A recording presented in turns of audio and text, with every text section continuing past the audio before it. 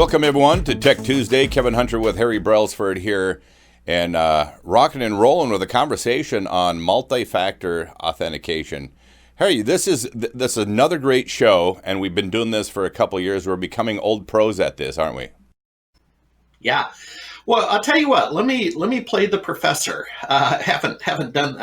Maybe I haven't done that on your show yet. So I'm going to play the professor. And all right. The Socratic method of teaching, Kevin. There's studies that show that's a whole nother show. But the Socratic method, even though it's annoying, like law school, and I didn't go to law school, but you get the point. It's annoying, but it's actually has a much higher effectiveness in terms of learning, right? Mm-hmm. People, the recall, because they're kind of scared. So I pose the question to you, what do you think multi-factor authentication is? Well, I think about all the different things that I do online. And to me, I use perhaps the specific elements that you may highlight, or at least my understanding of multi-factor authentication. And I enjoy multi-factor authentication for the purposes that it helps protect and make much more secure a lot of things that I'm creating. So even for myself, if I'm multi-factor authentication is valuable because it'll prevent me from jumping into things that maybe I didn't intend to or to have open. And then on the flip side of that, I have had attempts by people on the outside to hack into things that I've been working on or doing. And I've received notification that, hey, somebody's attempting to log into your email or somebody's attempting to this or that. And having that second and third step has been actually quite beneficial for me. So that's my understanding of multi-factor authentication, and it has prevented me from experiencing harm online on a couple of occasions. All right. Well, there's 3 points I want to make if we can have them fly in on the screen. So one of the easiest ways to implement basic cybersecurity was in a conversation recently, and my group of peers, and what can we do right here, right now, today, before lunch? What can we do? And it's implement multi-factor authentication. And we're going to go through that. It's more than ever, it's critical for remote workers, okay? So everybody went home in late March, April, May. And Kevin, you can imagine the vulnerability of having people work from home on home PCs with corporate stuff. The thing you could do, again, today, folks, while you're listening to this show, you can implement MFA. I'm going to show you one example, but darn near about every major service you use today has that. MailChimp for my email, SurveyMonkey, and we'll get there. And then the common term is MFA, so multi-factor authentication. Next slide, please. So, folks, I know you can read the screen, but basically we're talking about a couple of authentication mechanisms, right? Knowledge, so something you and only the user knows. So I'm going to show you that. Possession, so something only I have, right? And then inheritance, something the user is and only is. So how it works. So Kevin, I'm going back to my old example with Microsoft 365. As you know, up here in the Northwest, we tend to favor Microsoft and born and bred. So at Microsoft, they're basically repeating the definition for Azure-based, cloud-based multi-factor authentication, something you know, something you have, and something you are. So here's a real-world example from USAA, where I have my automobile insurance and got this email the other day. I covered up my membership number. Thank you.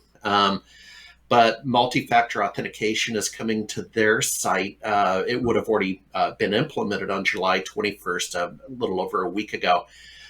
And that's a real world example. Here's the one about MailChimp. So Jenny, who we all know from the SMB Nation side of the aisle, wanted to lay out the Sunday paper, our newsletters. And we only hold one account with MailChimp. And Kevin, that's to save money, right? We're a small company. We just need one account with MailChimp. I don't need 2 or 3. So when you have multi-factor authentication, typically a code is emailed to the account holder, right? Sure. Such as it was. And what's really interesting on this slide is if you look over on the right where I reply, the first one ending in 5-3, I was on the ferry going to Seattle, and I didn't get to Jenny's to the email fast enough, and so that code had expired. Right, there's a time limit when they send the code, which is good, and so she had to do it again. And I got a new code ending in 27. She types in the digits, she goes to MailChimp and creates the newsletter. This is one of my favorite slides. Okay, so there are some, I mean real world examples. So multi-factor authentication. So this is a bank. This is a hardware token. Let's get on camera. Hello. And it's from a bank I used to use. And you would put it in the machine once you follow their instructions, right? It's a USB key, and you would put it in following their instructions. Well, their instructions are this. And this is why it's multi-factor versus two-factor. I'm going to make a distinction. Multi-factor, log on as Harry B. The password is monkey rear end 1, and then insert the token. So I've already authenticated with the username and password. I insert the token. Then it has a security question. So pet name, the pet would be Bruno, and then the city that I was born in, and that would be Anchorage, Alaska. So you see how I'm being challenged multiple times, ergo multi-factor, versus two-factor authentication. And I'll use the back of my card because I'm on the air. I don't want to display my card number. Right. But you have an ATM card. We all have them. That's two-factor, Kevin. You drive up to the ATM, you put the card in, and you you have you put in your PIN. Finally, and forgive me, I skipped over biometrics. And let me quickly show you. This is a thumbprint. Biometrics, your fingerprint, Kevin, to log on, and that's typically in conjunction with a password. You're being challenged with a password, maybe your dog's name. But this is another way to do it, and that's real popular in point of sale. So point of sale, the cash register is king. So we want to challenge you with not only a logon authentication, your employee number and whatnot, but we want to have your finger because there's a lot of moving parts in a restaurant. Right. So let's talk about it. Implementing MFA, folks. It's the fastest and easiest and cheapest thing you can do today with the different services you use. So you log on to Microsoft 365 as you see.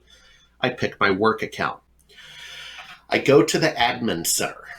And again, for the listeners, if you're not doing this, your MSP, your computer person is. So they may well benefit from this segment. So you go to the admin center and you pick active users and look at there in the center.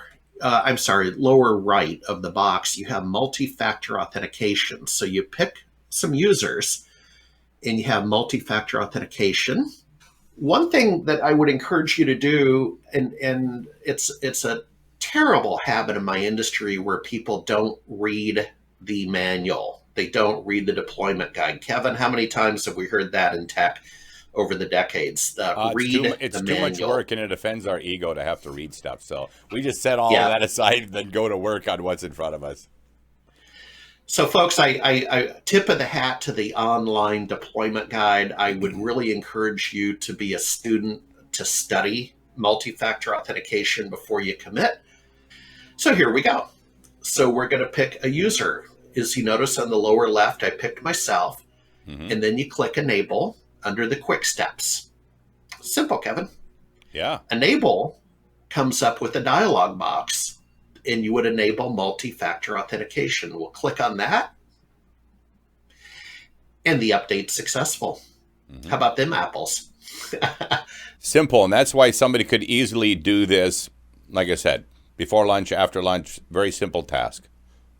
And you know, if somebody didn't follow everything that Harry's putting up on the background here, in terms of multi-factor authentication, look it up, Google it, and find the steps there. But get it done if you're, only protected by a single step of access to your stuff, because so important to have it protected.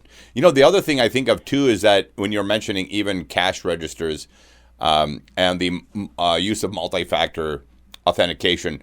So important that you know, excuse me, it's so important that you know that the person who's logging in is the person who's supposed to be logging in. The other thing I think about is, there's these unfortunate inside crimes that happen, from embezzlement to all these different things. And as an employee, I would like to know that not only am I required to do multi-factor authentication, but everybody else is too, because if something goes wrong, and let's say somebody in the ranks turns out to be embezzling or stealing money out of the company, I'd like the company to have a no-nonsense way of knowing exactly who that person is, so they're not looking at me and going, Kevin, this could have been you. And so that's another reason why I like it, is it not only provides security for what we're accessing, but there's a lot of different ways that it's beneficial too. Yeah. Yeah, and I mean, a real world example, I'm just, you got me thinking, but, some of these hacks, what was it, 150 famous people had their Twitter account hacked, and these people were from all different stripes. That's not the point. But if you had multi-factor authentication, and again, I'm going out on a limb here, but when I go to Twitter online, I'm not challenged, right? I just log on to Twitter, and I'm not challenged. Now, what if they have, and they may have it, so I'm not, I'll go find out. I'll take it upon myself. What if they have it? What if I set it up and it texts a code to my phone, right, that I have to put in?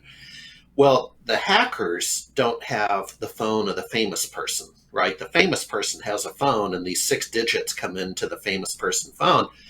And they can also be alerted, like, well, I'm not logging onto Twitter right now. What the heck's going on? Why am I receiving a 6-digit code? So it's an early warning system also. After you implement MFA, you have to log out and log in. So we're logging into my work account again. You enter your password. It is going to challenge you to enter your password. And then you enter a code. This is, in fact, implementing multi-factor authentication.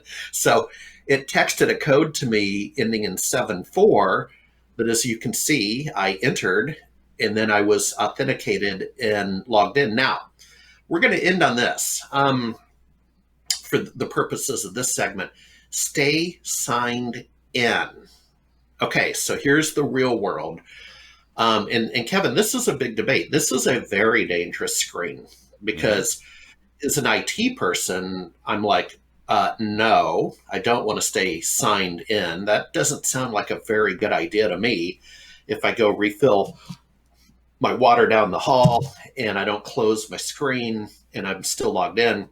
Sure. However, in the real world with worker bees, they love stay signed in. I mean, I'm talking about, someone who might be working a call center in Phoenix for airline credit cards, and this is, a working mom, and she's just doing her job, Kevin, and it's beyond frustrating to some worker bees. And I have heard this to every time they, want to do something, they got to put a 6-digit code in again that came to their phone. And I understand that, but I tend to default to the conservative side of security. And well, unfortunately, that's the world we live in. Any thoughts on that, Kevin? Because you're balancing out convenience and security, and employees will rebel. I mean, you can tell them don't click yes, but Kevin, they will. And quite often they do. They're going to default to that. So there is some downside to it in that, obviously, if you logged in and you did so in a secure fashion, that was one thing. But then it's like leaving the door open on the front of the house. You had it all dead bolted and locked up and everything else overnight. And then you walk through that door in the morning and leave the door wide open and head to town. It's kind of like, and then hoping nothing bad happens while you're gone. So yeah, people need to be schooled on why this is so important, that they're using it and using it properly. And, it's inconvenient, but really, Harry, how busy are we that we want to leave our door wide open? I mean, it's to me, it's not that big of a deal. And I'd rather know that what matters most to me and what I need to protect is actually protected. So I'm not going to shortcut this. And it's just as inconvenient to me. I'm a very busy guy like anybody else might be, very busy person. I'd rather deal with the inconvenience of making sure everything's secure than to just go, I saved myself a couple of seconds today by not doing my multi-factor authentication. Yeah.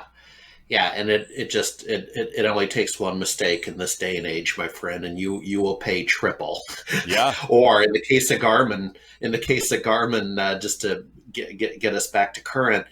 Now, different situation. Ransomware is a whole different conversation. So, folks, I'm mixing metaphors, but stick with me. But one mistake at Garmin took down their worldwide network. My son uses the Garmin watch for his athletics. Very frustrating. I believe last reports I read, they paid the $10 million, and they're slowly getting back online. So one click.